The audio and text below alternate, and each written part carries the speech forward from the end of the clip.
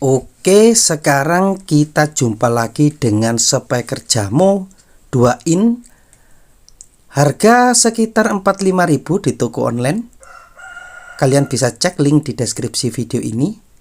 Speaker Jamo ini speaker import atau imported. Buat teman-teman yang belum pernah tahu suaranya, jadi di video ini saya teskan menggunakan amplifier AP3016D. Amplifier yang biasanya saya pakai.